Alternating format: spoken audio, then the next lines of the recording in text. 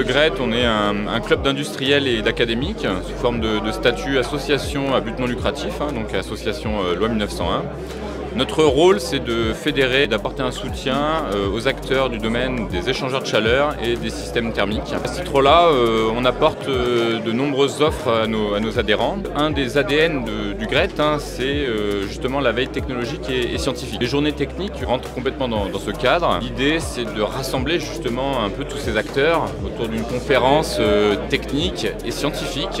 On a des journées qui sont bien remplies avec beaucoup de présentations de la part d'industriels, sur des retours d'expérience, sur des produits innovants particuliers, parce que notre ADN c'est aussi la recherche et l'innovation, et également justement des académiques. Donc on fait intervenir des laboratoires publics, partenaires du GRET, qui présentent des travaux de recherche.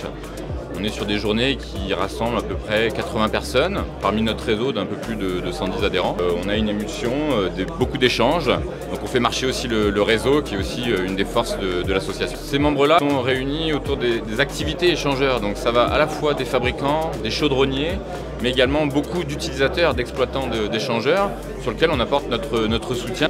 Des réponses ponctuelles, des participations pour les aider à résoudre des problématiques de fonctionnement d'échangeurs, des problématiques de performance.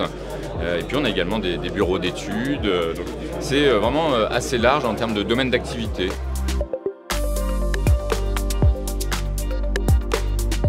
Comme toute association, syndicat professionnel ou regroupement au sein d'un métier, on se sent plus fort quand on est plusieurs que quand on est complètement isolé. Et ensuite, ça nous permet d'avoir quand même régulièrement un état de l'art sur tout ce qu'il faut au niveau scientifique et technologique, aussi bien chez nos clients que nos confrères dans le monde de l'échange thermique. On a chacun nos domaines d'application et ce partage nous permet effectivement, nous, de promouvoir nos produits, de promouvoir nos savoir-faire, mais effectivement de se renseigner, de réseauter, aussi bien, comme vous l'avez souligné, avec nos clients qu'avec des confrères. La thermique appliquée qui est au cœur du laboratoire par les aspects scientifiques qui touchent beaucoup de domaines de la thermique. On utilise beaucoup votre outil aussi externe au quotidien pour les ingénieurs, pour les chercheurs, d'une grande utilité. Et puis on a des relations avec pas mal des adhérents aussi du GRET, que ce soit au niveau industriel, au niveau académique.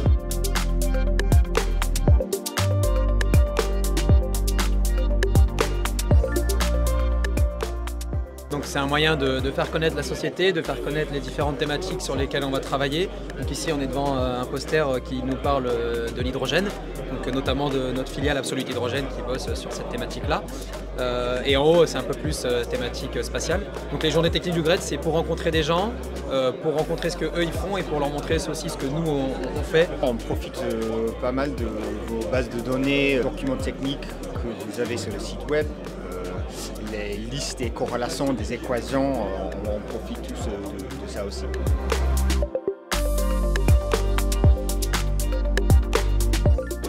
En fait, l'intérêt il est double, il est à la fois au niveau de l'enseignement et de la recherche, puisqu'il est important que nos élèves au CNAM puissent avoir les informations, aussi bien en termes de nouveautés, de technologies les plus avancées. Donc c'est toujours intéressant de venir ici faire un peu son benchmark des nouveautés auprès des industriels. C'est aussi un lieu où on peut venir présenter nos résultats et faire de la communication. Le métier d'enseignant-chercheur, c'est aussi savoir communiquer vers les industriels nos trouvailles qu'on a au niveau des laboratoires.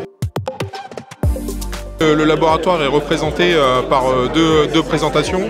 Donc un doctorant qui va présenter les travaux autour de l'optimisation avec l'utilisation de l'intelligence artificielle. Et pour ma part, je vais présenter des résultats autour de l'évaporation de l'eau à basse pression. Oui, donc effectivement, EDF est adhérent, même je pense historique du GRET. En fait, ça nous permet d'échanger avec les différents fabricants qu'on pourrait travailler à l'avenir sur des problématiques diverses sur les échangeurs, actifs, passifs. Il y a vraiment toute une diversité sur lesquelles nos applications qu'on a dans le domaine du nucléaire qui nous intéressent, à la fois donc industrielles mais aussi au niveau recherche laboratoire.